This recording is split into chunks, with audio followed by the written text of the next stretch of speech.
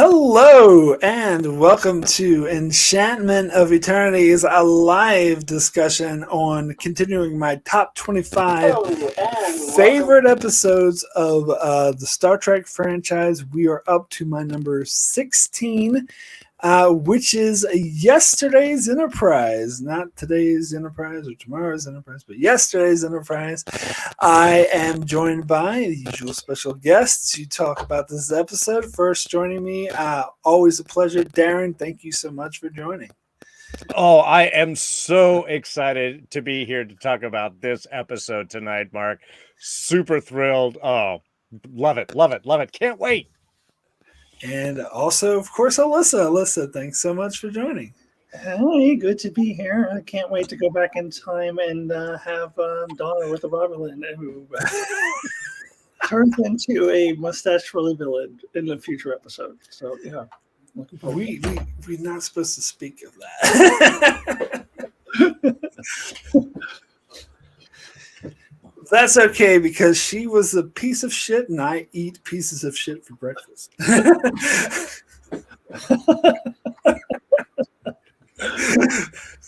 Anyway. Online, yes. Anyway, okay, yeah. So we're here to talk about my number 16 on my top 25 yesterday's Enterprise. So first, we'll just start with the overall feelings on the episode. I'll start with mine first. I just watched the episode and I was thinking, maybe I should have had this higher. But it's too late. It's too late to change it. Like for some reason, like last time I watched this episode, I wasn't feeling it, and I was like, yeah, it's great, but maybe definitely top 25 worthy, but maybe not top 10 worthy. And now I'm kind of thinking I should have had this like maybe number 13 at least. But anyway, it's too late. Everything's set in stone. This is my number 16. But yeah, I see why this is a classic. Absolutely loved it. I mean, we'll get into a lot of the details, shortly when we talk about it. But it was just groundbreaking, and it's something that that Star Trek tried to replicate, and didn't quite get it right. It was like the perfect formula that really hit the fan base, really connected with them, and I'm going to get into the behind the scenes about how this episode was written a little bit because I've just been doing a lot of research for that. I have a video coming out, plug, next week that I already recorded where I get into the writing of season 3 of Next Generation as a whole because I read this little book here that has quotes from like everyone who worked on the show, and also watched a lot of interviews with Michael Piller and other people involved in the show. And so I had a lot I wanted to say about the writing of season 3, because apparently I had always assumed up till recently that season 3 was like everything was calm and everyone got on great, but apparently that wasn't the case, and it was still chaos and things calmed down more in season 4 and then especially in season 5. But season 3 was still a chaotic situation, a very chaotic situation. And I somewhat think that the fact that it was chaotic, and this is something I talk about in the video I did, which I'll be releasing next week, or I think Christmas Day, actually. I'm going to release it, Christmas Day. I think that the fact it was chaotic let a gem of an episode like this slip by, because I think in future seasons they would be like, no, we can't do this, is too ambitious or too crazy, let's calm it down. But since they were in such a rush to get things done, that sort of slipped by. But anyway, so I think this is a classic for a reason. So yeah, that's how I feel about it. Alyssa, we'll start with you. Your feelings on yesterday's Enterprise. Yes, you should have had it higher. Usually you wait till the end. You're like, oh, where would you put it? Well, if you watch my channel, you know where I have this because I just did a whole big hour-long video on this last month because it is my number 2. It is my second favorite Star Trek episode in the entire Star Trek franchise, excepting for the Modern Trek, which I did separately, but I still would put it above all Modern Trek too. But Yeah, and we'll get into more of the details. And I also, again, I did an hour-long video if you want to see some more of my thoughts on it. But um, you're right. It was just the perfect storm of just getting everything just right. I think that there's so many different ways that they could have did this wrong. Um, and I love that they brought Tasha Yar back in an alternate version and directly addressed the fact that she had kind of a meaningless death, a senseless death, which is something a lot of the fans had complained about. So they like put that in the script and made it a really powerful character story. And then, yeah, there's all kinds of things I'm sure we'll talk about. I love the romance with her and Shooter McGavin, even though this is Christopher McDonald. This was actually predates Happy Gilmore by a few years, so he wasn't Shooter McGavin yet. But as I said in my review, even at this time, I had only ever seen him play assholes or bad guys. And I think this is the only thing I ever saw Christopher McDonald in where he wasn't at least an asshole, if not a straight up villain. And then I remember when I first saw it, I was like, it's weird seeing him not be an asshole, but he pulls it off. It works. And there's an amazing chemistry between him and Tasha Yar. And then, yeah, we'll get into the details, but this is, to me, the best alternate timeline story, not just in Star Trek, but probably ever that I have seen. And they just pull everything up so well from the very opening moment, where we first, not the very opening moment, but the introduction to the timeline where everything just changes and Worf disappears and Tasha Yar is there, to the very end where we get the satisfying ending with Guinan asking about Tasha Yar. Everything was just it's just perfection. Pure perfection. I can't wait to talk more about this episode. I'm already getting into some of the details, so I'll go ahead and pass it over to Darrin. Well, I just want to interrupt really quick because I just want to address Brandon in the chat who asked, who's Shooter McGavin? It was the villain from the movie Happy Gilmore, the Adam Sandler movie, where he says, you stay out of my way. You listen to what I say. I was like, should I eat some hay? What do you say? Anyway, I'm sorry. I like Happy Gilmore. That's the only Adam Sandler movie I really like. But anyway. I was going to say one of the best of the Adam Sandler comedies and easily the most classic. Yeah, Christopher McDonald will always be Shooter McGavin to so many people. God, and I feel bad I don't have a video on this show coming out anytime soon, so I get to be here talking about it, which is why I was really thrilled when Mark had brought this up and asked for me to come on, because this is one of my all-time favorite Next Generation episodes. I remember, I'm old enough to remember seeing it live, darn y'all.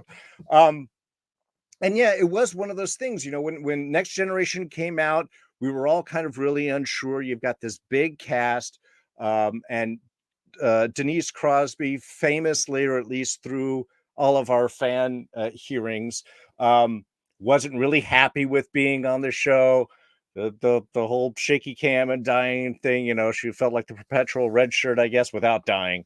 But yeah, had effectively asked to be removed from the show. Again, these are all what we had heard.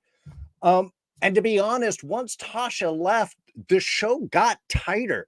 I mean, there really is Tasha and Worf are playing basically the same, two characters trying to fill the same slot. And it did help kind of, increase the focus of the show, and of course gave more stuff for Worf to do, which was, by far and away the best choice and the best character to put into that tactical role. But I remember as a fan missing Tasha, and it was always kind of a bummer because, yeah, she just died. Just ate by a monster and spat out and died. So when we start hearing of this return of Denise Crosby type kind of thing, there was kind of a lot of excitement. Now in season 3, if I'm not incorrect, this is when we do actually bring Guinan onto the show, correct? No, she actually came a bit earlier at the start of season 2. It was in season 2. Yeah. Okay. So but still kind of a new character for me. And I have to say, at the time, it was like Whoopi Goldberg, known actress, had done these big things. And this felt like an episode that was really kind of focused on her. And I got to say, I wasn't at the time. It was like, why do we have this kind of Guinan focused episode and everyone's going for her for the information and things like that? But that quickly kind of disappeared, I have to say, because this episode is, first of all, timey-wimey done righty, baby. You know how much I love time traveling shows when you kind of mess with timelines and things like that.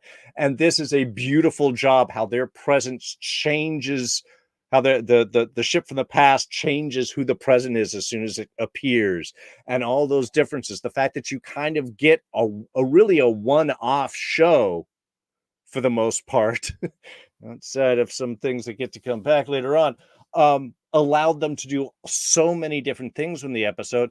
And it's just such really tight storytelling, even just rewatching it right now. You know, you always have your A and B story. A story is the Enterprise coming up. The B story is Tasha's kind of dealing with her whole thing. But there was no real levity in this episode. It was so focused. There was so much kind of intensity going on. I mean, there's the bit of scenes between Tasha and McDonald. I'm just going to call him Shooter McGavin now. It was Lieutenant Castillo was his actual name. Castillo, yes, thank you. Which were kind of nice, but really it was like, you don't have the jokey bits you often get from a B story in Next Generation. You know, the kind of lighted, how do I deal with my cat? Spot's not happy with his current feline mixture formula or whatever. And here the A and the B story were so much in sync. It's kind of a banger from beginning to end. They get to do so much. Picard still gets his Picard speeches, but they're in a different way. Riker gets to be this kind of militant, focused character instead of his other. So everyone gets a little bit of a variation in what they do and how they focus. And it's just, like I said, I remember when it first ended, it was just like, this was perfect, because you get a nice goodbye to Tasha Yar. I feel like this really circles the character, and then we do get the continuing gift. And I think, this is where Next Generation hits a lot of its strengths, is they go, wow, we did something really special here that the fans like. How can we continue this forward? And from here, we get the basis for just, to me, an amazing character, those scenery chewing, and certainly long lasting with Empress Sela. Yeah, there was a couple of things that you said that I wanted to address. But now I'm forgetting about this. Oh, when you said you saw this when it first came out. Yeah, I did not. I was a bit younger. I started watching Next Generation during season 5, and when I told the story on my channel a lot, and I went to watch the reruns to get caught up in the show, and all the syndicated channels were showing season 4 over and over again because it had just come out on syndication. So I saw all the episodes in season 4 like 2 or 3 times, and then they circled back to seasons 1 and 2, and finally, like a long time later, finally got to see this episode. So this episode was always like the white whale for me because I knew it existed. I heard about it, but I never. The channels in early 90s, you're at the mercy of these syndication channels, unless you wanted to pay $25 for VHS, for which I didn't have the money for. Then I had to wait almost a year before I saw this episode. And so in some ways I think I like season 3 better because of that experience, because it's like this holy grail of the season that I've heard about but never got to see, in this episode in particular. Well, and I gotta say, one of the best things about season 3 was also we get the costume change from the super tight version into the more comfortable kind of sweater looking version, which even gets its own kind of play and reference back later on the episode. I know we'll talk about with production. So I got a super chat from Jordan Johnson. Thank you so much for the super chat, saying, what do you think was going through Picard's mind when Guinan and Sela told him that he was the one that sent Tasha Yar back in time to the Enterprise C? you're full of shit. I think that's what was going through his mind, probably. But when Guinan came up and said, no, she's actually telling the truth, he's like, what? What? But I don't know. That whole thing was, the whole Sela thing was dumb. I'm sorry. Well, and reality, Picard didn't send her back. Picard just approved her transfer. Yeah, she was like, yeah, true. It's kind of the way she phrased it. She was sent by you. Even Guinan said that. Well, Guinan didn't really remember, though. Like, she just had... Yeah. Really, she shouldn't have even known that much, to be honest. Yeah. You don't know, Guinan. You weren't there. It was like feelings that she had. Yeah, so she shouldn't have even known that specifically. But since you guys were talking about how you first experienced this episode, I want to tell my story too. Sure. Which I also told in my video, but I did watch the first 2 seasons of Next Generation as they aired, and I said this show sucked, and I stopped watching it, and I went and did my own things that I did when I was 14 or whatever, and did 14-year-old things, and ran out did not watch the Next Generation through season 3 and 4, then rediscovered it by rerun in between season 4 and 5, and then saw Redemption Part 2 before I saw Redemption Part 1 and before I saw yesterday's Enterprise. So I had no idea what was happening in that episode. And I was like, why is Tasha Yar Romulan? Like, I'm so confused.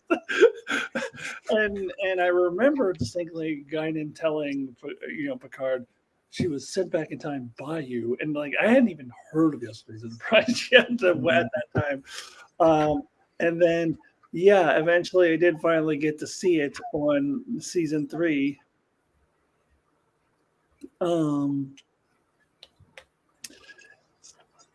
Yeah, I did finally get to see it in season 3. That's when it got around to rerun in season 3, and then I was like, "Oh, this is all making sense now." So, yeah.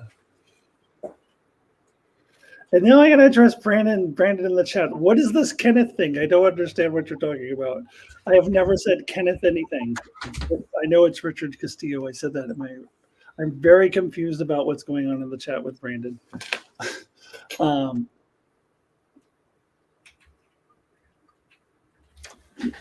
Sorry, I had a problem with my power outlet. Real life? All right, let's move on. Kenneth is the doctor's name in real life. I don't know. What was his name other than Richard? Like, he had another name. He was like, everyone calls me this, but my mother calls me Richard. Castillo. It was just Castillo. Oh, was it? Oh, No, okay. last name Castillo. Yeah. He goes, it's Lieutenant Castillo. Everyone calls me Castillo. My mother tells me Richard, and she calls me Castillo. Okay. And she's like, I'd rather have you call me Richard. Yeah. Oh, yeah.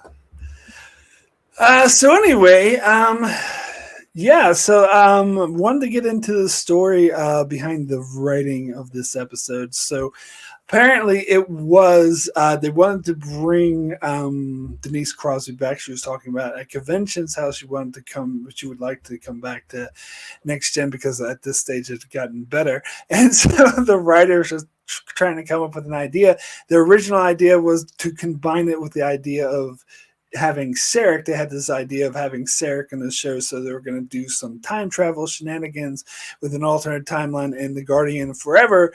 And eventually there was another, oh God, I had his name out. I had it ready because I got his name wrong in my other video. So Michael Piller had opened up the scripts or script ideas or pitch ideas to unsolicited submissions, which was something that was unheard of in Hollywood at the time. And of course, they did this in season 3 because they were so far behind, so incredibly far behind of scripts. And so they were desperate. And one of the submissions was from Trent Christopher Ganino, I believe is how you say that. And he had the idea of bringing the Enterprise C forward in time, or time traveling to the Enterprise D. And he was working with Eric Stillwell to develop that script, and then Michael Piller had the idea of, why don't you combine these two ideas? We'll separate Tasha Yar from the Sarek thing and actually put her in this script of the Enterprise C and make that sort of the alternate timeline thing. And so apparently, I don't know how far Trent Ganino and Eric Stillwell got with their script, but apparently they have story by credit in this episode, so they apparently were far enough to the point where they knew Guinan was going to be a main character, and so because of the schedule, Whoopi Goldberg and Denise Crosby were only available at a certain period of time, meaning they had to get the script written in 4 days. They had 4 days to write the script, and so they spent like a Thanksgiving weekend right over Thanksgiving, like everyone in the writing rooms trying to hammer out, like the whole entire staff trying to hammer out the script like as soon as possible. And Ira Stephen Bear he was like Michael Pillar's lieutenant. He was like in charge of the writing room, and Michael Pillar was the guy ahead of him. And he was talking about how he was, have to give pep talks to everyone who was bitching and complaining and whining about having to be there over Thanksgiving weekend. It's like, we got to get this done. We got to work on that. And they did something that, now this is Michael Pillar's term apparently as related to by Ronald D. Moore, which I didn't come up with this term, but apparently they refer to it as gang banging a script, where the entire staff got together and just like all together hammered out the script, and then they handed out an act to each of the writers saying, hey, you write this act, you write that act, you write that act. That's why if you look at the credits for this episode, the teleplay was written by 4 different people, Ira Stephen Bear, Richard Mann, Hans Bendler, and Ronald D. Moore, but really it was like all of them. The entire staff got together and hammered this out over 4 days. And that's actually amazing that this, in fact, Ronald D. Moore talked about how when they were filming this episode during production, he was sure it was going to suck. He's like, there's no way this is going to be good because we just hammered it out like so quickly. But it ended up being like one of the most beloved episodes of the entire franchise, something that was written in just 4 days. And I think it was part of, and of course, like when they all did their separate acts, like Michael Pillar sort of polished the whole thing as he did with like all the scripts and sort of made it a bit more unified. So it's amazing that the script turned out and the episode turned out as good as it did. But I actually think it's because of that, because they had the brain trust of everyone working together in unison. But yeah, it's amazing something written over 4 days, because usually if you hear something's written in 4 days, it's usually not good. Apparently Wrath of Khan was written just a couple, like less than a week too. But anyway, I guess sometimes the rush thing helps. Well, yeah, I think that is definitely one of those, I think, that benefited from having so many people passing over this. Because even when, from what I understand, even when this was submitted, this had gotten through a couple of hands and they're like, hey, there's some great ideas on this, but it needs a little work and so on. So there are people that recognize that there was something about the script that it brought up. And then, Stillwell and Ganino worked on this. I think Pillar had given them like 2 weeks to write up this script. And that's when he suggested bringing in Guinan and tossing out, a couple of the Sarek thing, like you said. And they came up with a script that had, I think there was still an alien probe in there or whatever. It was still a tighter story. But at that point, he just paid them for the storyline. And that's when he sent it over to Ronald D. Moore, who had just gotten, I think, the title of a script editor, because he'd done 2 previous episodes in this season. He did so at this stage, he was a staff writer. And still staff writer. Okay. He was just a week to week. It wasn't until the episode Sins of the Father, which is just 2 episodes after this one, where he officially became the script editor. Oh, okay. Yeah, my notes, it was after 10, but yeah, that makes a lot more sense. But it's kind of interesting because, again, this was Ronald D. Moore's first season in. He had just done a couple of episodes beforehand, and he had also gotten in doing, I guess he had done a tour of the studio the year before and kind of passed off this script that ended up being episode 5 of the season. So, and Ronald D. Moore ends up being one of my personal favorite sci-fi creators and stuff, not only for the work that he did with Enterprise, but also his reimagining of Battlestar Galactica. And he's doing For All Mankind right now, which is one of my favorite shows on TV. So you're right. It's just, there's so many interesting writers and so many people that think that passed over the script to really try and tighten it down. I think that's what does give us this really tight, clean storyline. And again, because everything is corrected by the end of the episode, they could do whatever they wanted. And I think that really opened the door for them to do a lot of fun things. And I think, they were excited they could kill everybody on the bridge at some point and be able to get away with it. From what I read, Ronald D. Moore is the one who came up with the idea of the Klingon War, and I was like, of course he was. Like, yeah, of course Ronald D. Moore is going to bring war into this, of course. But yeah, yeah, that does really sound like him. Yeah, and I go a bit more in detail in the video I'm going to do about the writing in season 3 about Ronald D. Moore and how he got brought on board. Because it's an interesting story because he was pitching like 5 ideas and they hated all the ideas, didn't take them, but they liked him and said, you stay, you come and pitch some more. And eventually they had him write the episode The Defector, which was the first episode he wrote after, like The Bonding's the script that they found that they hired him for, but The Defector's the first time they brought him back to do it. Right. Yeah, that's my understanding too. So I just want to address the chat. Got a couple more super chats. Thanks so much. Jordan Johnson saying, did anyone notice that Guinan knows that it's Tasha entering 10 forward before she turns around and says, can I get you something, Tasha? It's my understanding that Guinan has all the memories from this alternate timeline. That's who she is. So she would remember Tasha from this timeline. And she only has vague recollections from the actual timeline. So it looks like he's saying Guinan knows it was Tasha going into 10 forward before she turned around and looked at her. Well, yeah, I think that's Guinan knowing that Tasha is the one that doesn't I know what. So she's aware that she's going to come and talk to her because you're right. She knows Tasha from this universe, but now she also suddenly knows that she shouldn't. Actually, that's something I just noticed when I was watching this episode, and I just assumed she had good peripheral vision. Or maybe she saw her reflection on like the windows or whatever. You're just thinking all practical, as we're all like, no, she's got this internal psychic understanding of what's. Oh no, it's a reflection in the window there. And then also $20 super chat from Brandon saying, here you go. Thanks for the content as ever. Well, thank you. Thanks so much for your support. And let's see, Jordan Johnson also saying, fun fact, the Writers Guild at the time, not sure about now, only allowed a few number of writers to be credited for any given episode. So there was a few writers who weren't credited. Yeah.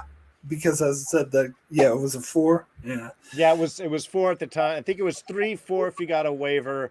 So that's why you actually, I don't think you see Michael Pillar's name in the credits. No, just as executive producer. Yeah.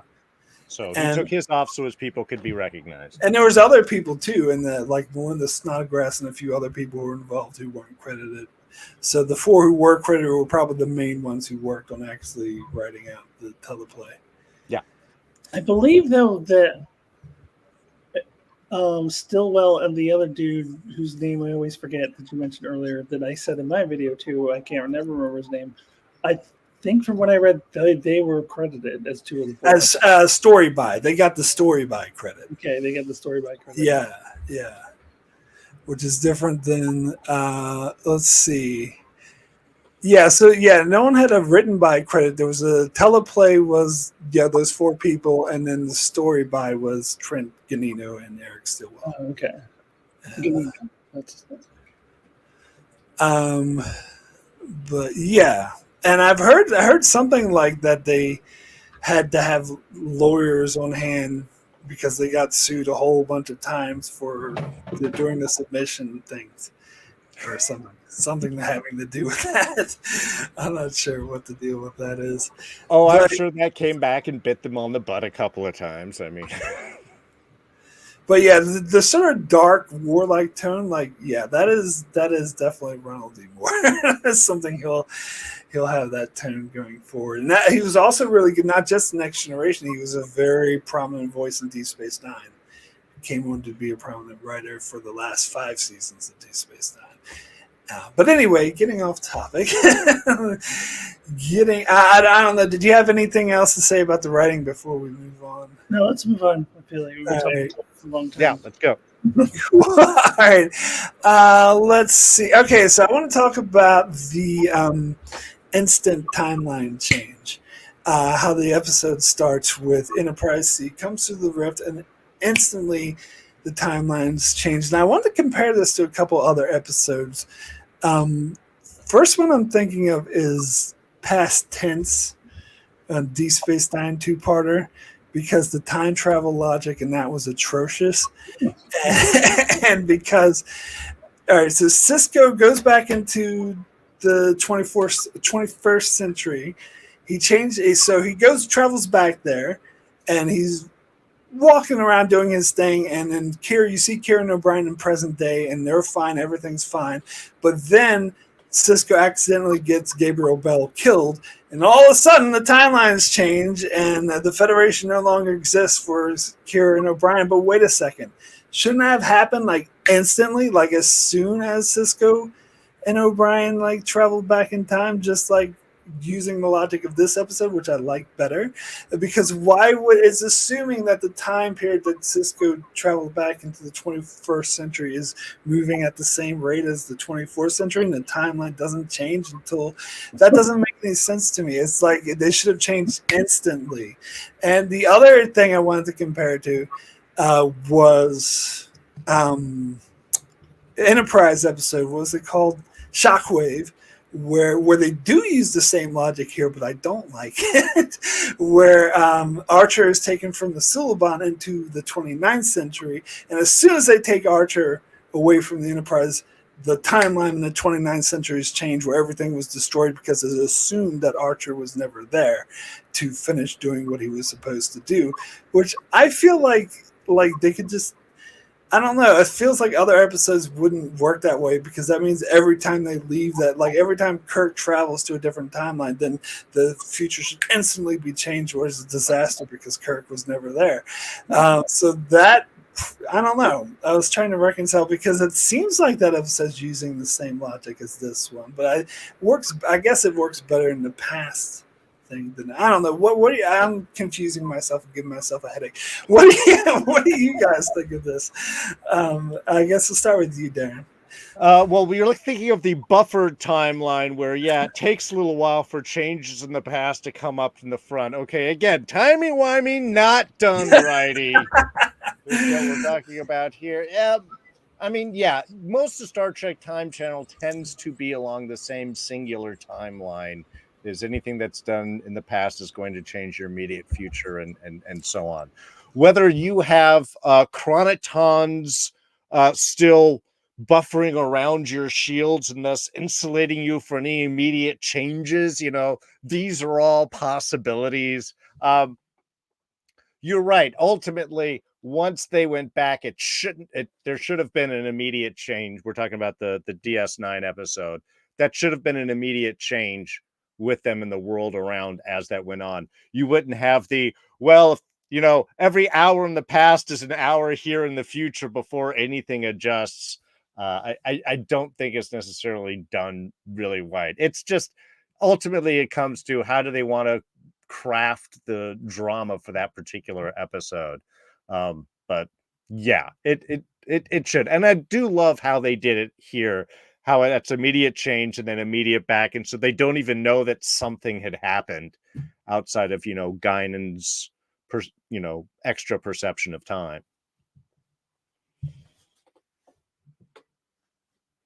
Alyssa? Well, I'll throw another one at you that did it right long before this. Another one I just watched, City on the Edge of Forever.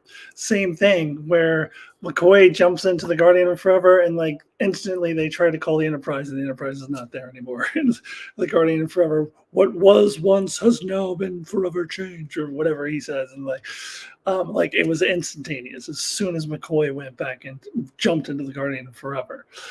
So that should be the way that it works. Now, as far as the Enterprise thing, I don't know, because I feel like with the Enterprise C, like they were in the middle of a battle. So if they leave, then the result of the battle turns into the Klingon War, because they're not there. But with Archer, like he wasn't like in the middle of something where like if you take him away right there, that all of a sudden the whole timeline has changed. So to me, that's where they got it wrong. Like I don't think that because they're implying like Archer is just gone forever and ever, but he's not, because they were going to bring him back. So I don't know. It's a little different because I could see it just like, okay, the Enterprise C leaves and then history plays out without the Enterprise C there.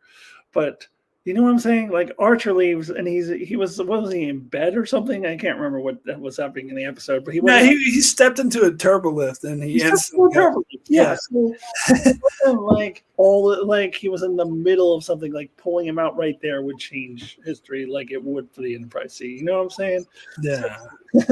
So yeah, they were going for the same thing, but it didn't work. Yeah, no, that does make sense. Actually, I think that does reconcile it for me. But that's just Enterprise not being written very well.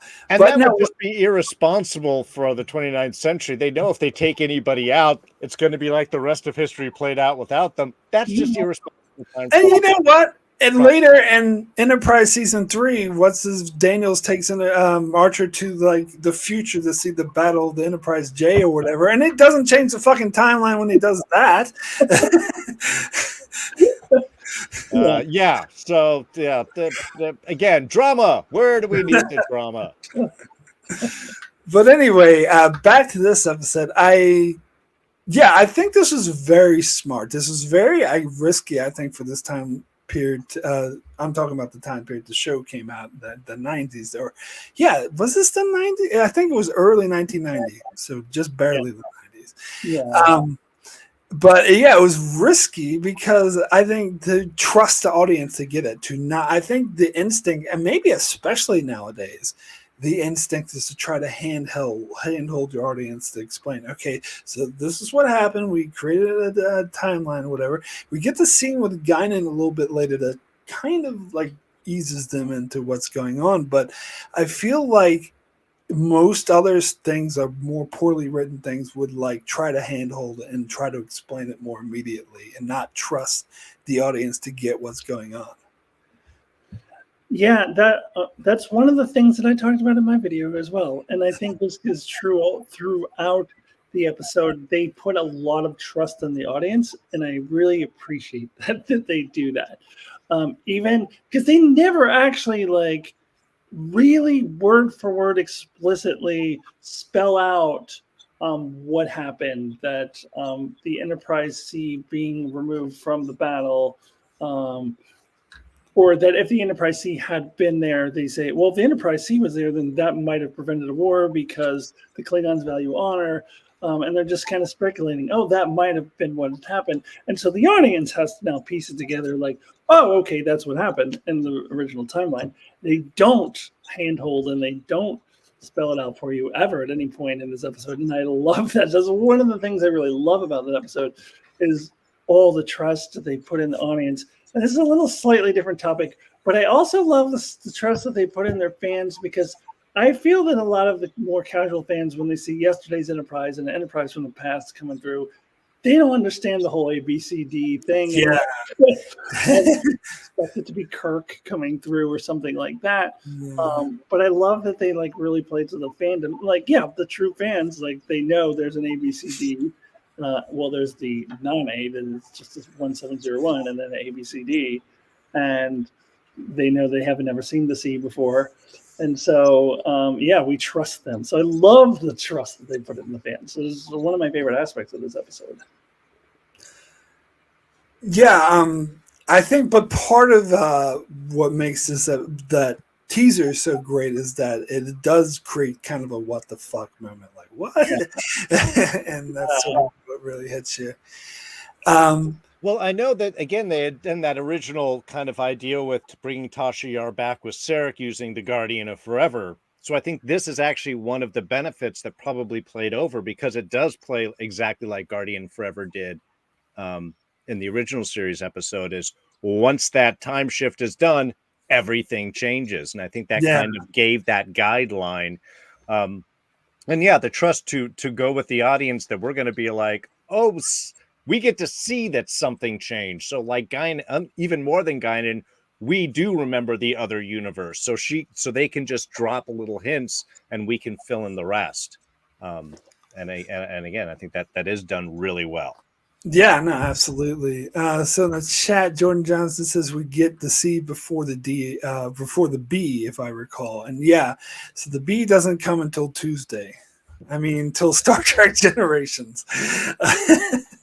Till Tuesday. Anyway, God, that guy was easily the worst captain of an Enterprise ship. Anyway, wasn't the dude from Ferris Bueller?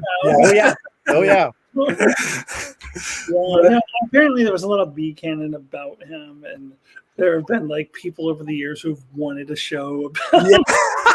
It's just like, I guess maybe they want to see him redeemed. Yeah, I don't want a show about him. I want a show about Captain Garrett. Yeah. The Klingons, they're just going to come. They're going to come, and they're going to keep shooting at me. They're going to keep shooting at me. All right, so yeah, let's talk about. I wanted to move on to this Guinan sort of intuition and her confrontation of Picard. Now, I think it's necessary to have this character because we need someone there that is aware of what just happened. I think that really helps the storyline along, and it helps her be sort of a surrogate for the audience because this is what the audience is thinking the whole time. It's like, this isn't how it's supposed to be. This shouldn't be this way. And it was great having Guinan be that sort of surrogate. But it's interesting that she didn't have direct details. She just had a gut feeling. But they were also relying on her strong relationship with Picard, which I'm going through the show in order at the moment, and I don't think they imply that the relationship is that strong up until this episode. They'll get a lot more into this in like Time Zero, but I think this is the first time they really, I mean, I suppose Q Who a little bit, but this is the first time they really imply it, right?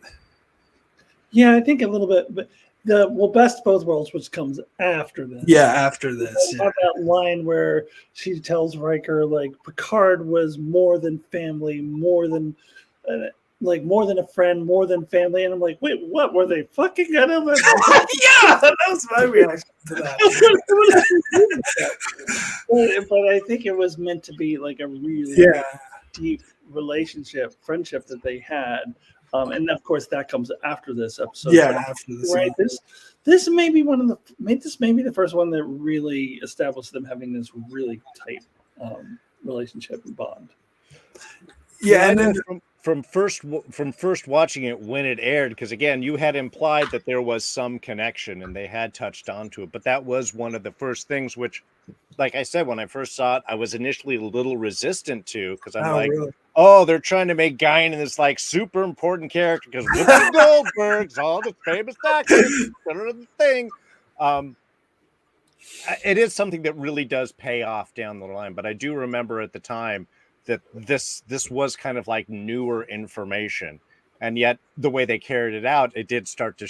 I could also say this episode started shifting my perception and acceptance of Guinan as well, and that was something I think that Michael Piller had pushed to be a central part of this. Yeah, they were purposely being very vague about her species and exactly what they could do. Now the fact that, and they bring it up in this episode where, Picard, when they were in that ready room, Data was saying, oh, there's a lot about her species we don't know. And Picard's like, yeah, there's many things we don't know. So maybe she can sense like temporal shifts that, and so this I totally buy, and I actually think really works for the story. The thing they were trying to do in Q Who with her like doing this to Q, or like trying to imply she had Q powers, I'm like, what the fuck is that about? Like, that still doesn't make any sense to me.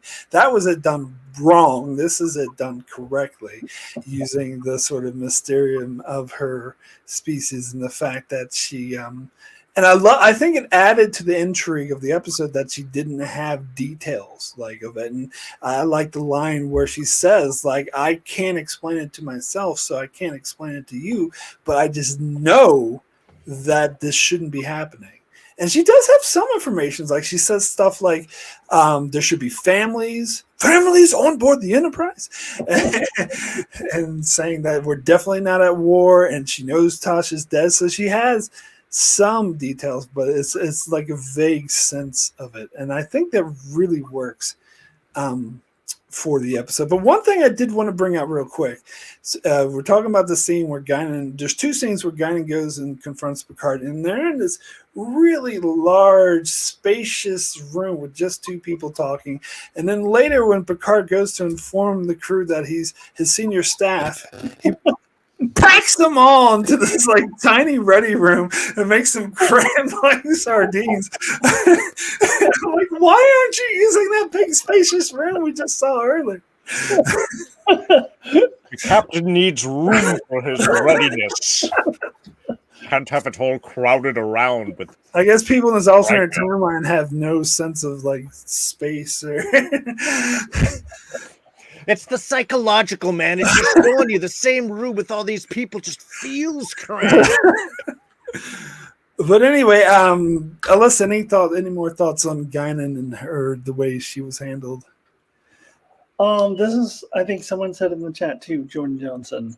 Yeah, this is my favorite Guinan episode too. Like I said, I remember, Mark, you recently did like a best episode for each character, and you chose, I think,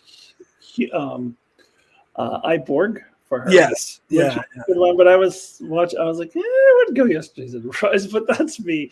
But I saved yesterday's Enterprise for Tasha Yar. Right. Yeah. I'm doing one episode per character. Yeah. That makes total sense. But yeah, and this is her first really good episode because before this, she was more of a side character. I mean, she did the thing in Deja Q, but for the most part, she was more of a side character. So for her to be able to finally get to take a lead role and play such an important part, and you can say what you want about Whoopi Goldberg being a good star, big star, and all that stuff, but she nailed it. The scenes, especially the scenes between her and Picard, especially the second one, where Picard was just like, "Damn it, Guinan, I need more than that. I need more."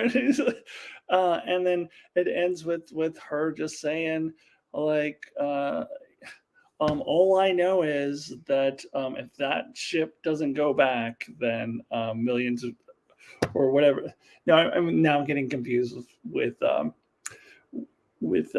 City on the Edge of Forever, which I just watched. Millions will die who didn't die before. That's a line from that one, but it was something similar to that. Like, I think hundreds of thousands, however many thousands of people died that didn't die before.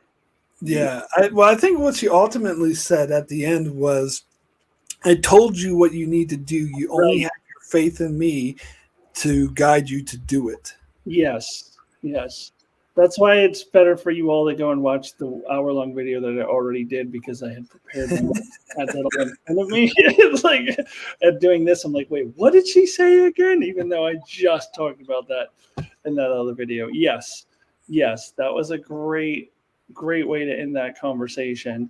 I told you what you need to do. All you have is your faith in me to know what to do. And then the next thing we see Picard doing is holding that little meeting where he crams all his stuff into that little tiny room. I'm going to go with Guinan's suggestion. So, yes, excellent use of the character, excellent use of this, the fact that they hadn't really developed her that much. She was kind of mysterious and vague, and they can kind of play with her a little bit. And they can say, sure, she's got this extra perception of time, and we buy it. Like, we do buy it. So it just works so perfectly. All right, so I want to talk about Captain Garrett next, who I believe in your video, Alyssa, you said that she was probably inspiration for Janeway, and I really agree with that. I think that was definitely the case. I think it was a shame she wasn't in this episode more, but they wanted to make room for Castillo and Yar to shine. But the way she portrayed I think the actress was really good. The way she portrayed the captain was a very strong. Like, it's funny, like she barely appeared in the episodes, just like 10 minutes or 15 minutes, and even through that short amount of time, she came off as a very strong, a very good captain, unlike Jellicoe, who's a terrible captain. just in 15 minutes, they portrayed her as like this good captain that you could really get behind. And yeah, probably the first example in the Star Trek franchise of a strong female captain. And I just found out recently, I think I might have known this before, maybe forgot, but I just was reminded that this actress actually returned to Star Trek in several different roles, that she played a Klingon in the Next Generation episode Suspicions, which I think was a terrible episode. And I didn't even recognize her. She played this Klingon scientist who Beverly had gathered, and they were doing a murder mystery. Oh, that was her? Yeah, apparently that was her. Yeah, and then she also appeared in an episode of Deep Space Nine, the one Thomas Riker was in. She played like the Obsidian Order Cardassian, who was like, the adversary to Dukat and trying to hide all the Obsidian Order ships that Thomas Riker was trying to expose. I thought she made a good Cardassian, definitely, I'll say that. But yeah, I didn't. They threw her on all this makeup, so I can't recognize it was her. But yeah, she was a pretty good actress. And I was looking up her IMDb, and apparently she hasn't done much other than Star Trek. When you look up like most known for, it says all the Star Trek stuff. So she hadn't really done much outside of Star Trek. But yeah, I thought she was damn good in this role, and I thought Captain Garrett was instantly, like, the writing for her was just so on point and so strong that you instantly got behind her. Well, Darrin, we'll start with you for your thoughts on Captain Garrett. Yeah, she did all of the great captain things that we want to see. As soon as, her focus is on the crew, as soon as she's up and ready to go, she wants to get out of here. She's great with the information. She's, immediately, I want to clear out a space here. My crew needs me right now. And I think even at the end, that last discussion with Picard, before she kind of makes her ultimate choice, and she's like, look, to be honest, even some of my crew want to go back knowing that they die, because half of them don't want to leave a fight and the other half just don't know how to stay, miss their families. She gets a lot of stuff in not only being the brave, straightforward captain, but also having those moments of concern for her crew and part of her humanity and confidedness in with Picard and what's going on, even when he returns, like, actually, to be honest, things are not going well with us at all. I think she takes very well. So yeah, for someone who doesn't have a whole lot, she made the most out of it.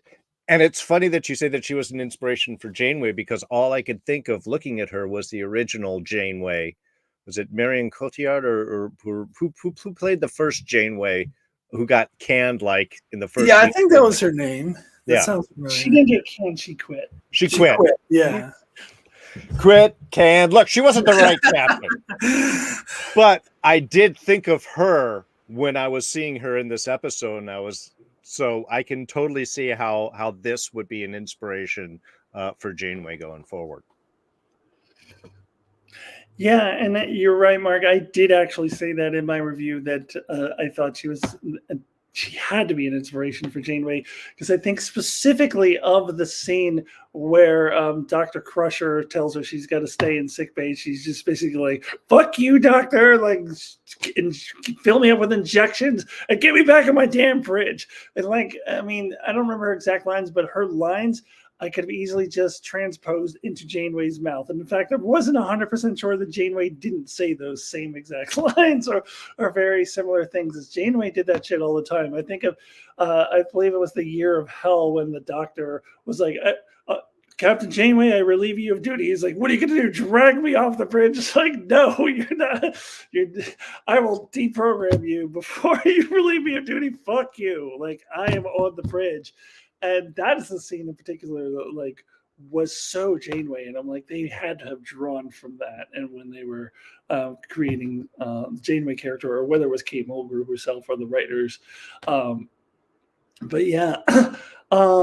And yeah, you wanted to see more of her because she was so good. And I think that, I mean, we kind of do in that she lives on through Janeway, because I do feel like that there's a lot of her in Janeway. But yeah, just I would have loved to have seen more of this particular character, even within this episode. But she makes the best of what she has. The moments that she has in this episode, she really. She's a really big presence. Like, it seems like she's in the episode more than she is. Yeah, no, definitely. Jordan Johnson had the quote in the chat. Dr. Crusher said, "Oh, I want you to stay here for another 24 hours." And she said, 24 hours might as well be 24 years. Yeah, that was a very appropriate time connection right there, to be honest. But I still want a Captain Garrett show. Probably won't get one. But that time period that the Enterprise C was in is like the least explored, one of the least explored time periods. And well, I think the whole time period between Kirk and Picard, like the B time period, wasn't really. Yeah. Well, anyway, I wanted to talk about my namesake, who eats pieces of shit for breakfast. Sheer McGavin, I mean, Richard Castile.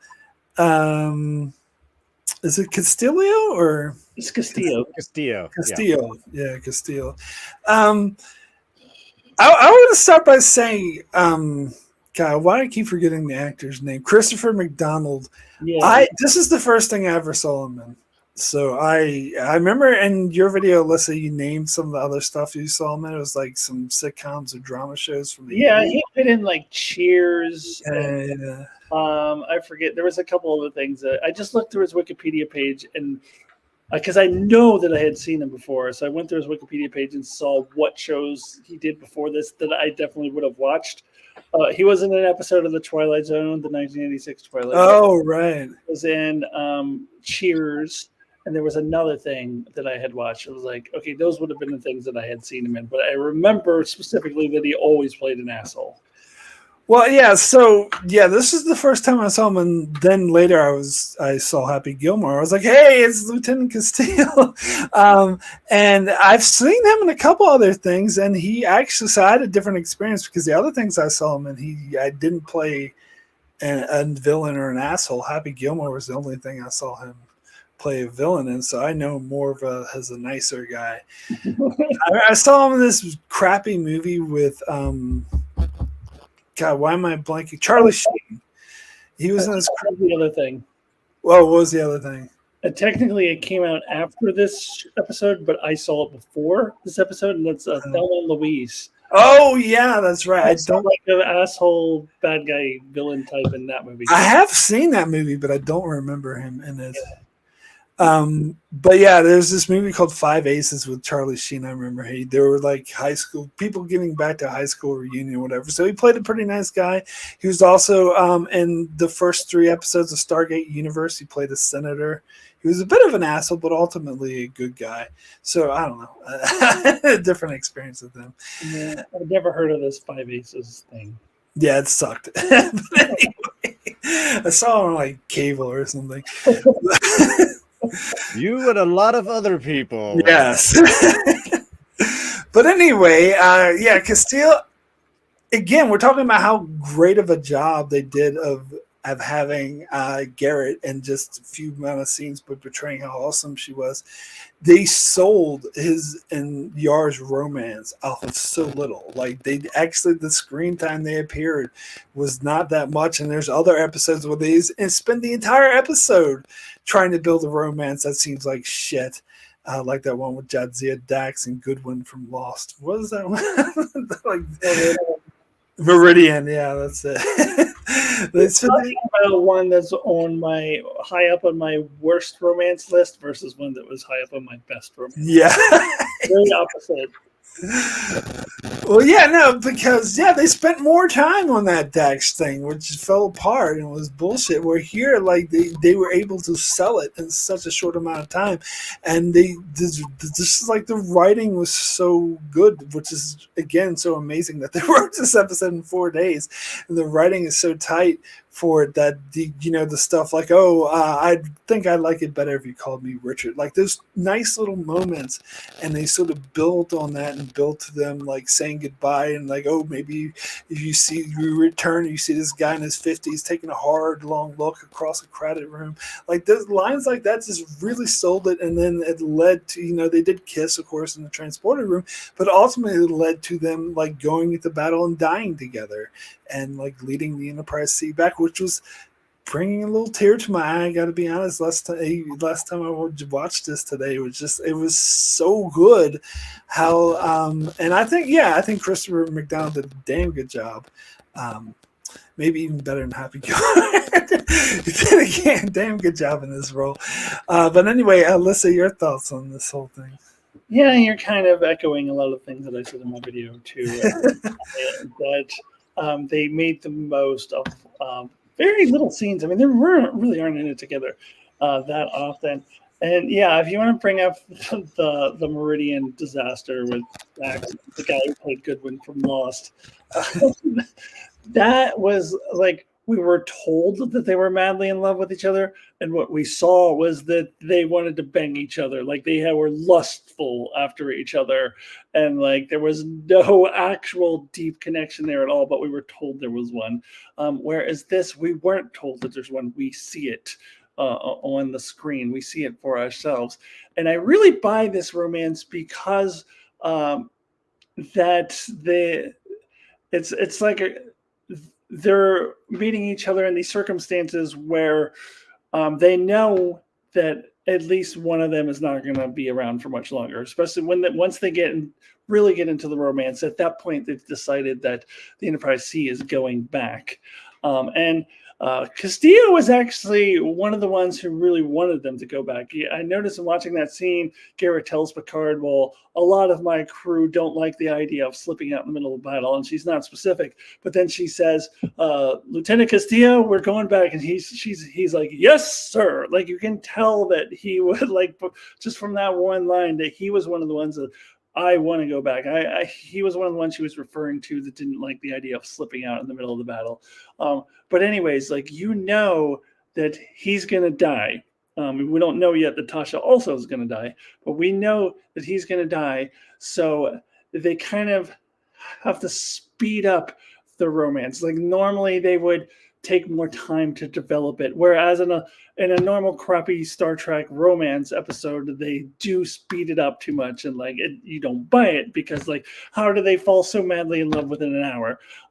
Another good one that does this is City on the Edge of Forever. There are certain episodes that are able to pull it off, or you buy this deep connection that the characters have in a short period of time, and a lot of it in this episode is because they're trying to make the best of the time that they have with each other. Like they know, okay, because he was about to die, we better make the best of it as much as we can. So they really sell it. And the actors both, Denise Crosby also, really sell this romance. And so, yeah, I think I had it like number 3 on my best romances in Star Trek list. I always love this. This connection that they have, that they're able to really sell in such a short period of time. Yeah, I couldn't say that much more. I always saw this episode as very much a love letter to Tasha Yar, and it's Christopher McDonald who is conveying that throughout the episode. I think I love the look they give Tasha, who it's all very crisp, very clean, very well molded and structured. But she's always got that extra light that's really showing up, that really light blueness of her eyes. Everything is all very touched on to give her that particular focus. And I think they do allow any extra time in this episode to do the little things between Castillo and Yar that allows that to kind of build that up in that kind of naturalistic way that makes it feel more. And you're absolutely right, Alyssa. The fact that they're pressed for time, that they're going to die, there's no reason to fake anything. There's a way, there's an honesty that I think comes together with them. And I think there is a good natural chemistry between Denise Crosby and Christopher McDonald that really sells that. so they can kind of build that, and you can just focus on the interaction between the actors in order to get that message across. And I think there's a certain respect level, especially he doesn't want to walk away from a fight, and she's a tactical officer. Even the big conversations they have is all about tactics. God, I learned more about tactics in the last hour talking with you than I did my entire final year. It shows that kind of a natural connection between the two of them, a similarity, and a willingness to be honest, because they're both warriors that could be dying at any moment. And it doesn't come into a clear focus than in this episode, which allows them to just, kind of have that natural chemistry without having to really go all the way, in the sense of they're not going to spend the night together. They're not going to have this. They're not going to have a romance. I mean, even their meal ends up getting cut short out of 10 forward.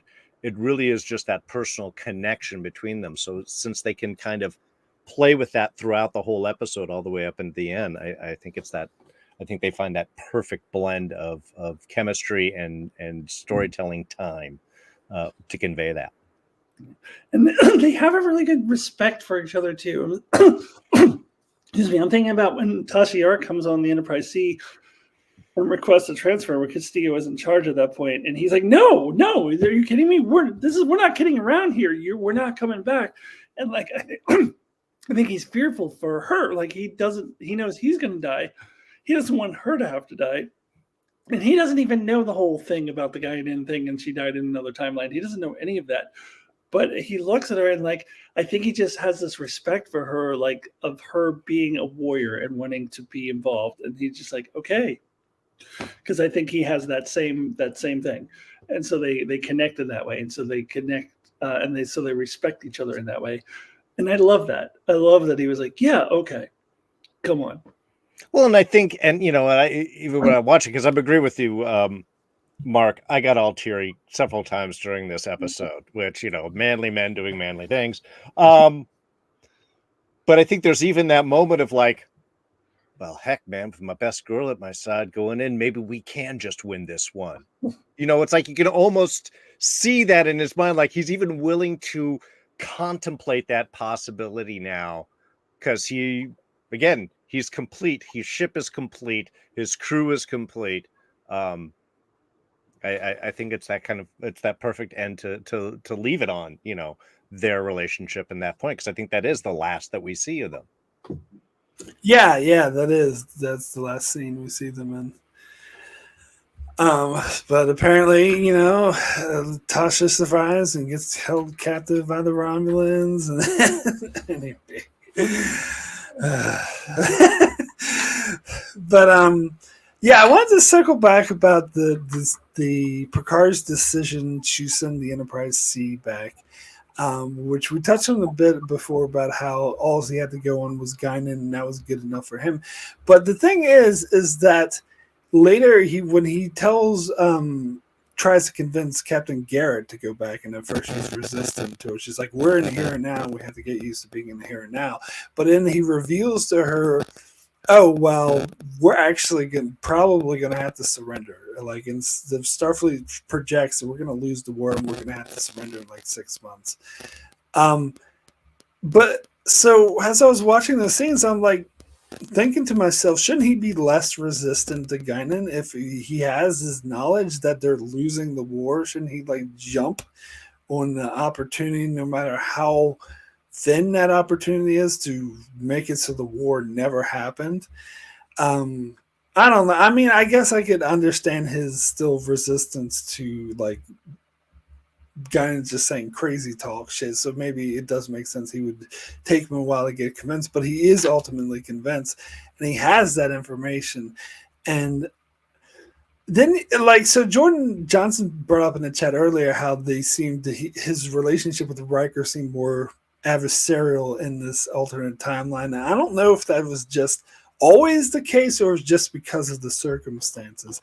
Because we only see this alternate timeline for a brief moment of time. Maybe they just disagree on this one issue, which I could see as being the case. But you had that one good line where after Picard says, he's sending the Enterprise C back, Riker says, "Sir, do you want my opinion?" He's like, "I think I'm aware of your opinion, number one." Like, shooting him down like that. It's like, I didn't call this for opinions. I called this to tell you what I'm doing. So yeah, it is a maybe different relationship in this alternate timeline.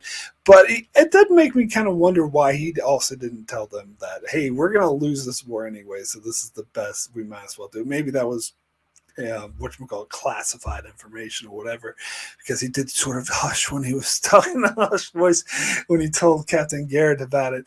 But yeah, it seems like I don't know. I just feel like they should have maybe been more open to trying this thing, since he knew they were all going to lose anyway. I don't know if that's just me, or I don't know. Alyssa, if you had any thoughts on this? Yeah, no, I thought it was pretty clear. He wanted to trust Guinan. He wanted to believe Guinan, but that's why he kept saying to Guinan, "I need more," because he just didn't feel fully confident in sending these 100 and whatever many people there were to their assured deaths, their certain deaths, was going to change anything. That's where he was hung up on. Yeah, he knew that they were losing the war, but he didn't know that sending 120 people to die would do a damn thing. Like, that's where he was hung up on. That's why he kept saying, the guy didn't give me more, I don't have enough. And she's like, this is all you're getting from me. So he had to then make this tough decision based on the very vague information that Guinan had, because he wanted to be more certain. He was grasping for straws to have more certainty. He wanted her to tell him 100% certain what exactly is going to happen, and she couldn't do that. So to me, it was a matter of him not being certain that sending 120 people to die was changing a damn thing. That's what the whole thing was about. And then ultimately, he did decide to just go with her gut. I'm like, okay, we're going to do this. But he did tell Captain Garrett that, because, and you're right, he whispered it, so I it's classified. Riker doesn't need to know that. Picard's right. This is what I'm saying we're doing, so we're doing it. Shut the fuck up. So he doesn't need to share that with us. Yeah. And I'm sure he was told explicitly not to share that with his crew, but he does give Garrett the respect of sharing it, because she's the one who's going to go and die. So he wants her to know that this will, if you succeed, that this will be for something. This will be to save lives. So that's why he would tell Garrett, and like, fuck Riker. Riker doesn't need to know that. Well, yeah, the other line I really like is when Riker says, "Yo, you're asking them to die a meaningless death," and then Data points out to me, which is the obvious, that well, actually, the Klingons above judge on, they value honor above all else, so they would consider their deaths to be a very honorable thing. And Picard's like, you see that even their deaths could prevent the war, which I thought was obvious, but yeah, I thought that was a good line too. Well, I think we got a few things. One, yeah, I think Riker is definitely more of the warmonger in this timeline than Picard is. That he is all about the fight and taking out, he'd be blowing up Klingon transports and stuff like that. I get that. Whereas Picard's really trying to be more of the balanced captain, and that's probably part of the strain of their relationship. But I think what this comes down to ultimately really is the idea of sacrifice.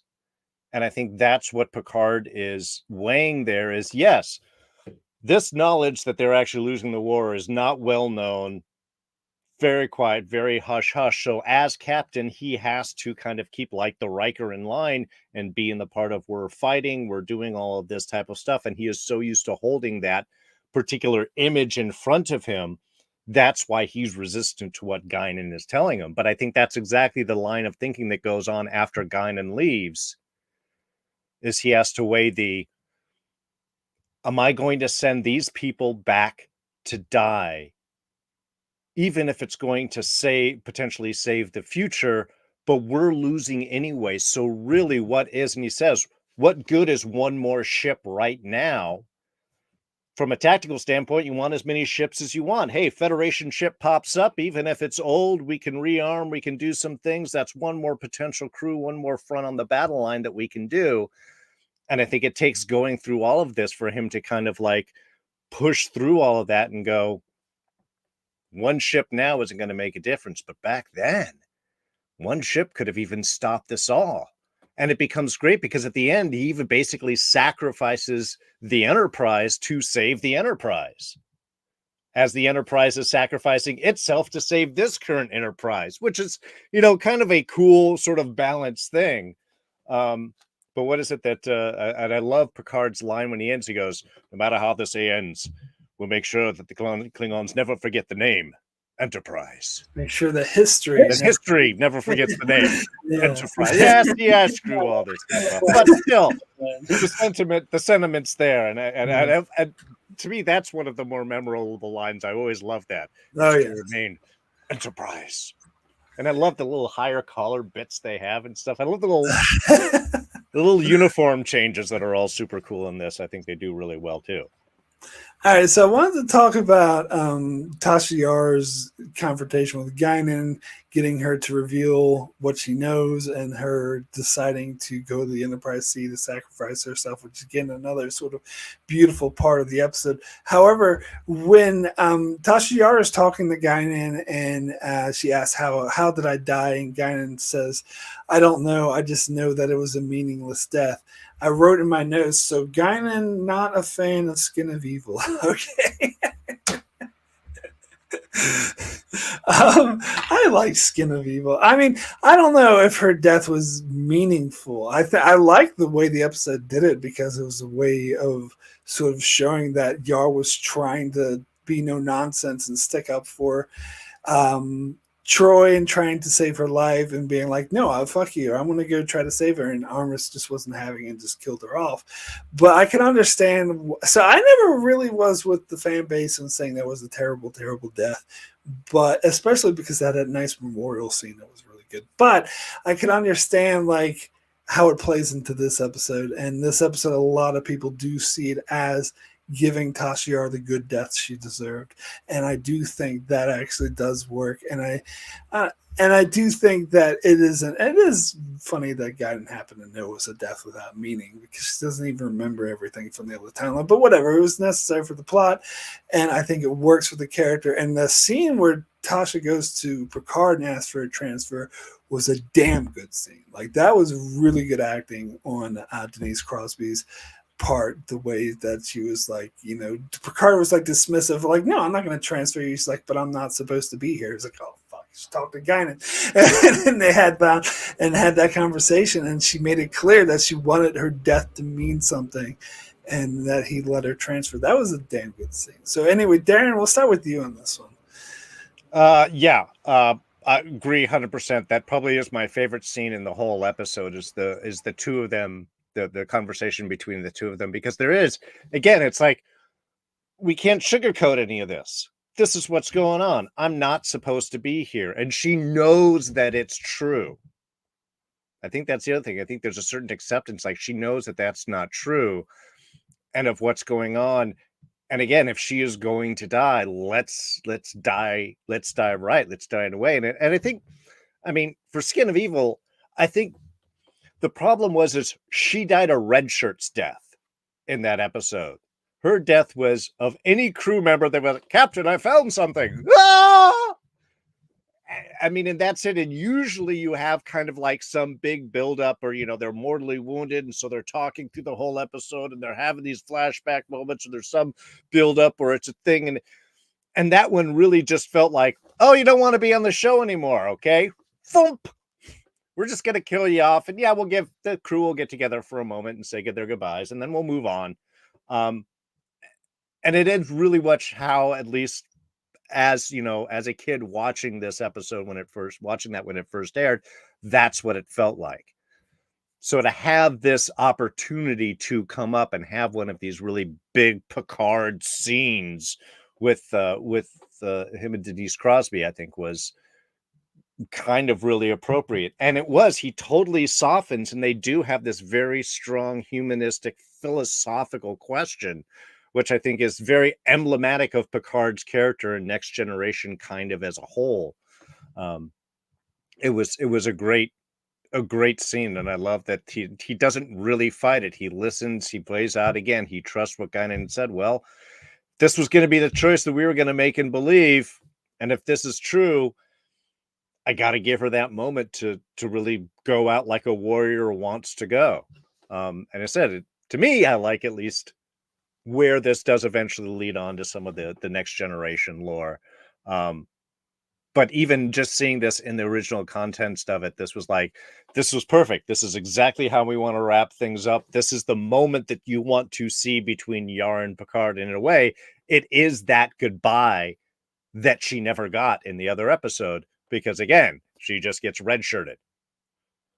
So this is an actual kind of a moment of weighing, and in a way, it's a way that we as the audience gets to see Picard weigh the importance of this character before she goes off to die. And I think that was another really nice moment for it.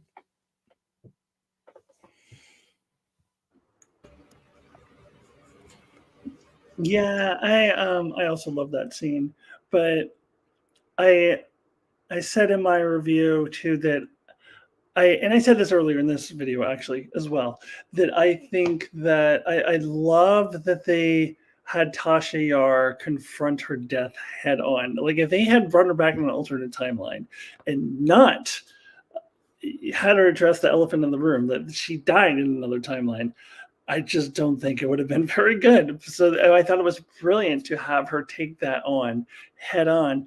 And the fact that it was a meaningless death. And for the record, I also like Skin of Evil. I think it's a little underrated. I think people give it too more shit than it deserves. However, I do agree that it was a red shirt death. I mean, I think that's almost objective. Like it was just, they do give her a nice little ceremony in the end. Some of that was not earned. I believe you said in your review, you pointed out in your review, Mark, that she like says things like, "Oh, Counselor Troy, you were always there for me." Like, words? Was she? Did they even have any scenes together? So some of it wasn't earned, but still, they did have a nice little funeral. But that does not. It's just like a red shirt dying and then tacking a funeral on at the end. It still was like she died halfway through the episode. It was just kind of like very anticlimactic. So then to revisit that and then have her address the fact directly, the character herself addressing the fact that her death was senseless and meaningless, was genius. This was genius writing. I know it took like 100 writers to come up with this, and they did it all in 4 days or whatever, but it was fucking brilliant. This is like absolute genius writing that they have this character confronting her own death and the senselessness of her death and getting redemption for it, and like doing it right this time, as Darrin said. And the fact that Picard would respect that and go along with that, I totally buy. And I thought that was a great scene.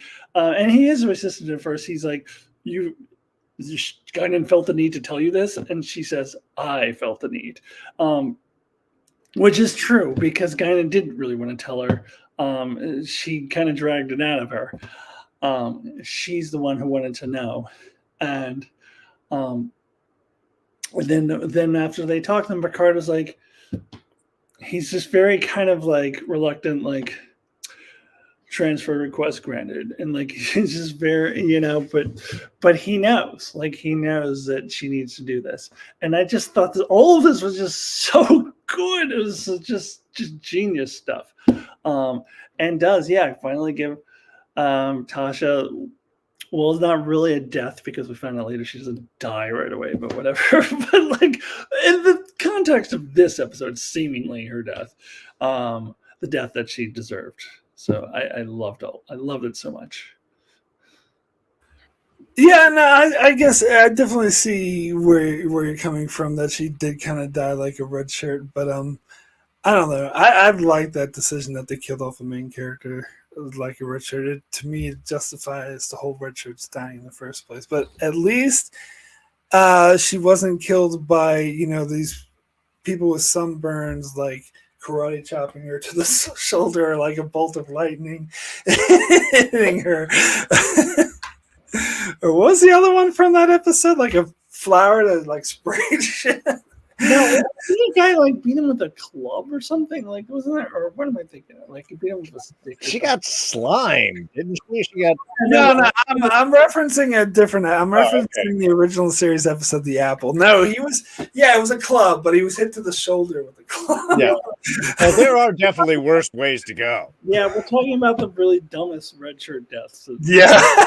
Most of which happened in this one episode of The Apple. Yeah. Like, and the guy gets struck by lightning and gets Oh no! Someone stepped over an exploding rock as well. Yeah, that's. He's saying at least she didn't die in any of those ways. Yeah. There are worse. Armless getting killed by Armless is a bit of a badass way to die, I think. But she, at least the lower deckers prank called him later on, so he's got his comeuppance. Anyway, so yes, what did I want to move on? Oh, the big final battle, which of course I think really makes this episode, the Enterprise sort of putting itself in between the Klingon ships and the Enterprise C. Now, one thing I do note is this is like for Next Generation is kind of budget. They probably blew most of their budget in season 3 on this episode, and the kind of special effects they did in this episode was more grand than anything that we saw in Next Generation previous to that. But compared to like Deep Space Nine and later stuff that didn't even come that much later in the same decade, is like it does seem a bit stilted of a battle when compared to that. But it works for this episode, and it really works, particularly seeing everyone die. Riker dies, and seeing like the warp core exploding and stuff, and Geordi freaking out over that. Like it was, and then of course you get the badass moment where after Riker dies, Klingon ship is like surrender and prepare to be boarded, and Picard's like that will be the day, and just jumps over to tactical and starts shooting them. Like what a fucking badass way to end this episode. And then how as soon as the Enterprise C enters the rift, boom, we're back to normal Enterprise D. Like that was a definitely amazing way to end the episode. Alyssa, we'll start with you on this one. Yes, agree with all of that. Just a really great climactic way to end it. And I said in my review that I am glad they focused solely on the D. They didn't show us the C anymore. And I'm glad. I think that's where we needed to be.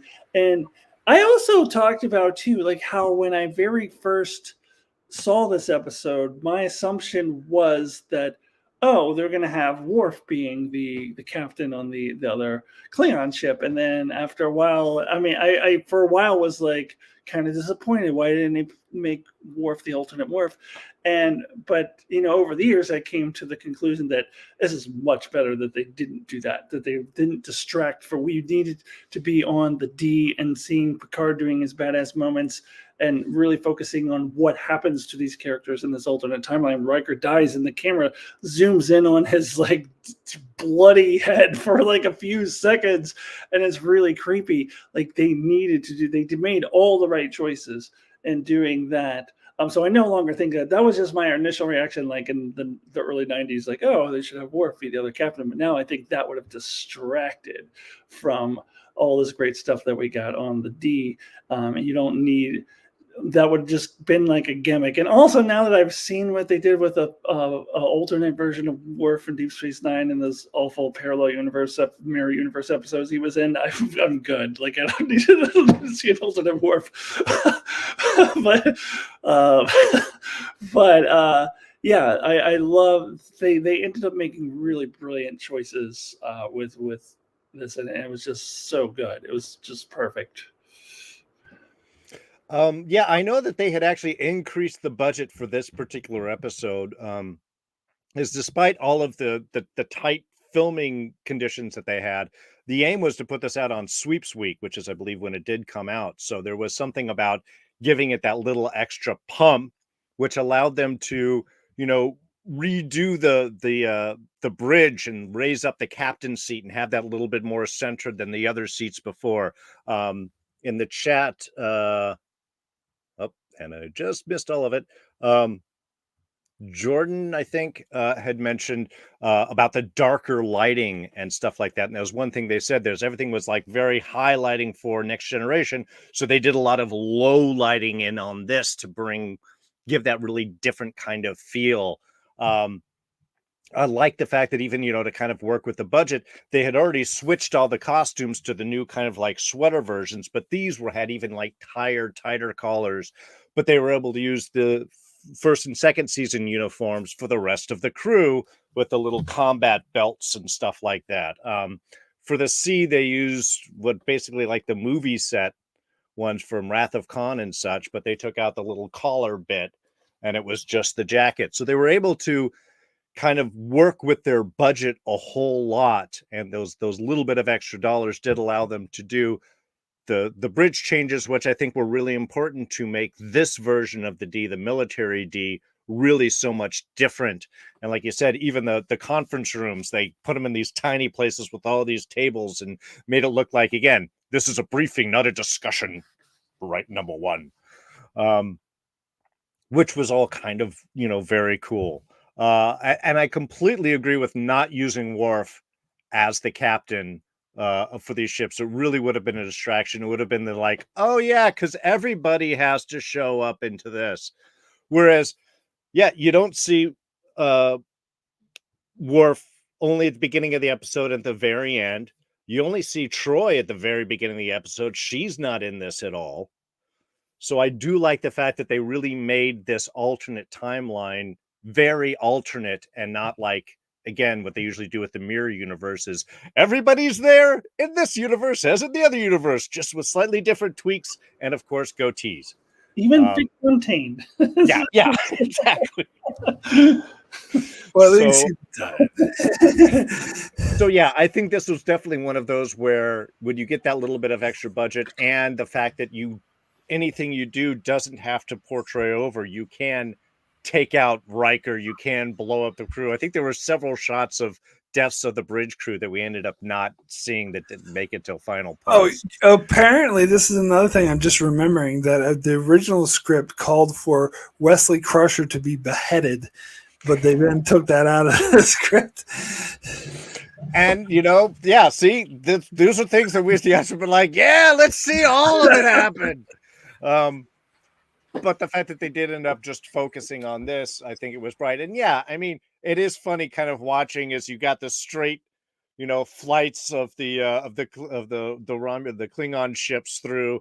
You don't really have any arcing or turning, very little kind of adjustment. They're using old plates of the D coming around and just put the C in the background in order to do it. So you can see where they had made the kind of economical choices to give the most bang for their buck. And I think, again, I was stoked when I saw it, and even rewatching it now, I think that money was all spent exactly as it should have been. One thing I always notice when watching this episode is that the shot when the Klingon bird of prey is destroyed and the other one like flies through the debris, that shot was recycled for Redemption Part 2. Oh yeah, exact same shot. It just I grew up in old episodes of Battlestar Galactica where they used the same 3 flights of Vipers like for every episode and every battle. So yeah, at least we get a little bit of variety here. Yeah. This is top line production in my kid mind. Well, I'm sure it was expensive for them to do that shot, so they might as well get their money's worth and use it multiple times. Yeah, exactly. All right. So one last thing I want to talk about was something very important to me is the music, because I think the music in this episode is absolutely amazing. So something I talk about a lot because I'm going back and watching all these other reviews, and they all talk about Ron Jones, who's a composer who did Best of Both Worlds, is what he's most known for, which the music for that episode was amazing. But other than that, I think he's overrated, and everyone talks about how Ron Jones is the shit. He does everything good, and he was fired in season 4 for rocking the boat, and they said, oh, the music went to shit afterwards, which I heavily disagree with. My favorite composer is actually Dennis McCarthy, who stuck around all through TNG, DS9, Voyager, and Enterprise.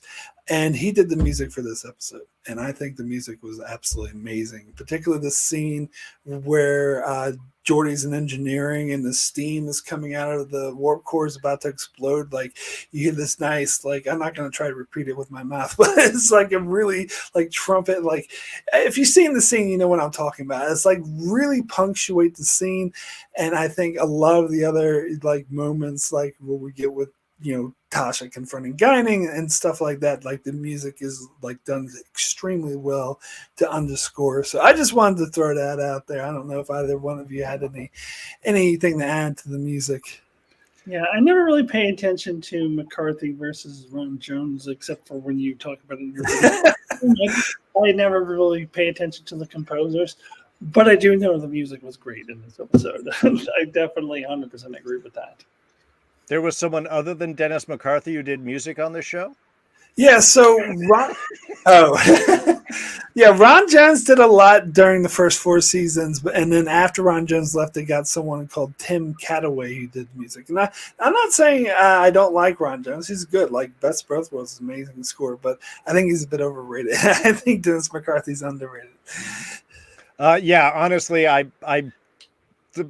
if I don't pay attention to a lot of the music, sometimes that means it's doing its job the best way because it's not being a distraction or anything like that. And I have to say, haven't paid too much attention to who did any of the particular music. I've just always associated Dennis McCarthy with Star Trek. So the fact that there were other, I'm honest when I'm like, oh, there really was other people. I should probably right. Those types of things. Well, I think, he did most of the quintessential Star Trek episodes, and I think in his score as what I associate with Star Trek, like he's the Star Trek guy. He did the score for Generations, as far as the movies go, and I think I like that score better than Jerry Goldsmith. Even though Jerry Goldsmith is a celebrated Hollywood composer, I think Dennis McCarthy was better for Star Trek, and he should have stuck with him for the other movies. Yeah. All right, so we'll go ahead and wrap this discussion up then. Alyssa, you already answered the question of whether this would be higher on your list. Yeah. Or were you going to give us a chance to add any additional thoughts? Because I had one little... Sure. Yeah, no, go ahead. Before we get into my rating. If you watch my channel, you already know. No, the one little tidbit I wanted to bring up, because it's something that I brought up in my review that I had never, ever noticed before, is that when at the final battle, Riker's like, when they find out the Klingons aren't cloaking, and like, oh, that's really overconfident after the pasting we gave them in Archer 4. And then at the end of the episode, when they're back in the regular timeline, Picard says, helm set a course for Archer 4. And I'm like, Archer 4? But this was 10 years before Enterprise. And I don't think Jonathan Archer was canon yet. I think that, right? They just invented No, they invented it from Enterprise. Yeah, he was never mentioned before. Yeah. So it's just kind of a coinky-dink then. Yeah. Because it seems like now you watch it, like, oh yeah, they named that after Jonathan Archer. But this was like 10 years before they even came up with Jonathan Archer. So I think I made a joke about how Enterprises or Next Generation, Lower Decks has nothing on Next Generation, because Next Generation is making references 10 years before the references are even invented. So they're making some references. But yeah, just had to point that out because it's something I'd never noticed before until I did my recent rewatch. No, that's funny, because I actually thought of the exact same thing when he was like, that whipping we got in Archer 4. I was like, okay, they're making it. Wait a minute. But yeah, I didn't know what had been established for all the Trek timeline on that one. So yeah, I think it's more. Yeah, I think it was definitely not intentional. It's just something in retrospect you can kind of say, oh, that was probably named after Jonathan Archer. It's just like a winking, probably. Yeah. Unless when they were naming the captain of the Enterprise, we're like, oh, let's go and look at obscure references. Yeah, maybe. Let's name of this. Probably not. Probably just. Probably it's just a quinky dink. Yeah. I think one thing that we also forgot to mention about this episode, which is very important for future, for setting the stage for future episodes and references. One, I love the opening that we got with Worf we do have his introduction to prune juice. Oh yes, yeah. In the beginning of this episode, which is always appreciative. But I love the fact that since we don't get to see really Worf in this episode, they let him have a little bit of fun. They have that levity opening of like, you could be seeing someone else. He just starts laughing. Human women are too frail for me. I wouldn't want anyone to get hurt. I love Guinan's response. Like when he starts laughing, she says like she's not having it. She's like coward. He's like, oh, well, I mean, I wouldn't want to hurt them. Yeah. But also this scene always sticks out to me when in Redemption, I don't remember if it was part 1 or 2 where she was doing the little phaser game with Worf. Yeah.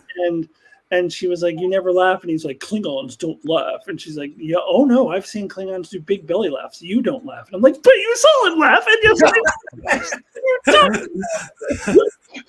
Every time I watch that episode, I always think that bullshit. You were right there and you saw him laugh.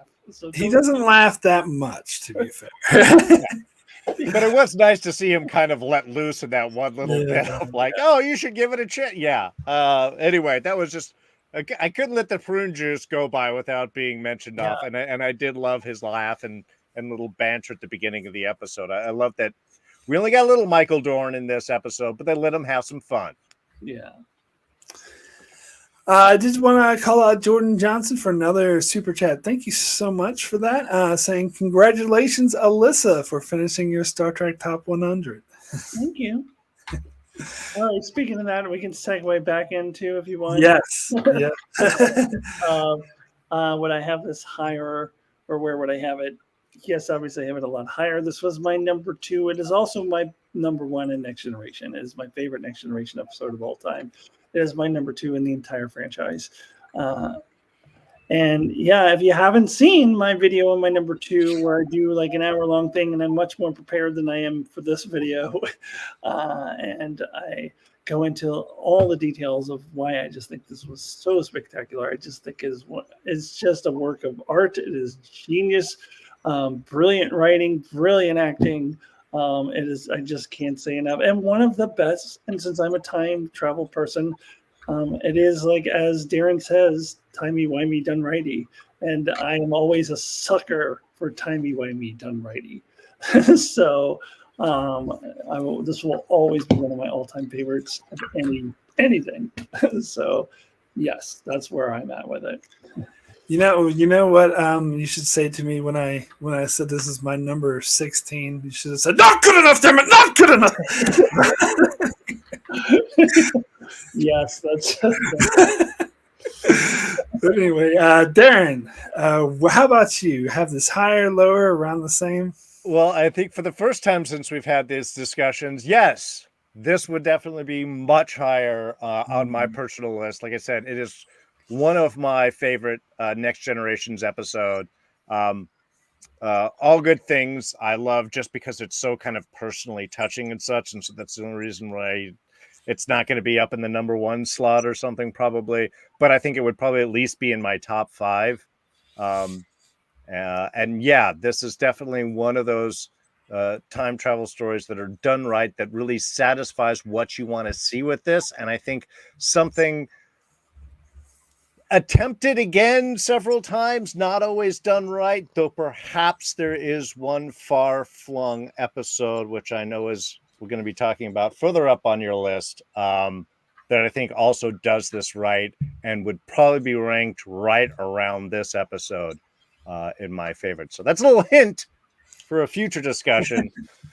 But as for me, yeah, this would definitely probably be at least in my top 5 all-time Star Trek episodes. It's beautifully done. It's a tight script. It's still emotional, and I think it's one of those episodes where still rewatched today holds up and compares with most any other current sci-fi drama presentation for any show done now. So yeah, this was so much fun to dive back into and to re-enjoy again. Yeah, no worries. Another super chat, Jordan Johnson in the chat. Thank you so much. Saying thank you, Mark, for watching and reviewing the first 2 seasons of TNG so we didn't have to. Yes, you're welcome. The things I suffer for this channel. I'm so glad that's over with. I'm actually recording videos for season 3 now. I'm so relieved.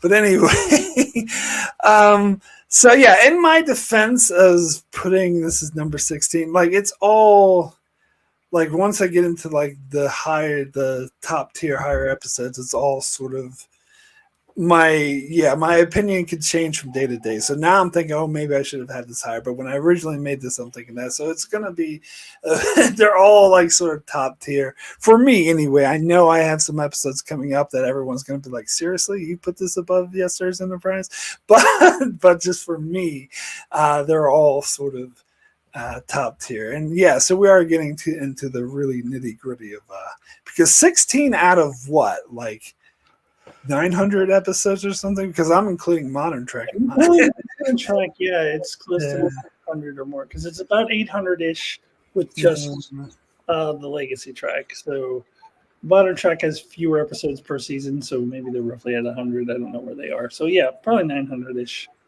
Yeah, so it's still no slouch. And Brandon's saying the higher, the fewer. But anyway, thank you so much for everyone for watching.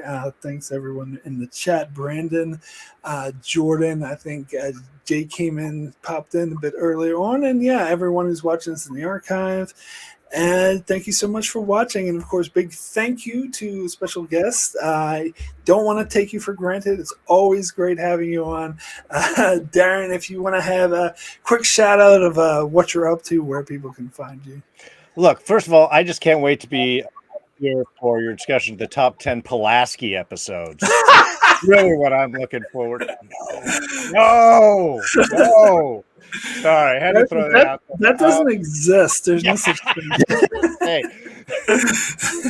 For all the top character episodes, guess which character we're not including? Nor him, not me. Anyway, yeah, look, you're going to find me here a lot because I love chatting Star Trek with Mark and Alyssa. It's always a blast. Not for the next one, though, but you can catch me over on my channel, D's Reviews. We're on a bit of a hiatus right now. We will have more Marvel content coming in 2024 that we're looking forward to. I don't know what's going on with Star Wars, so that's kind of my focus right now.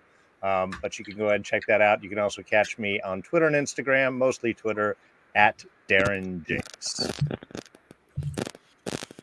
Cool. And Alyssa, I know you're winding your channel down, but where can people find you and check out maybe some of your older stuff?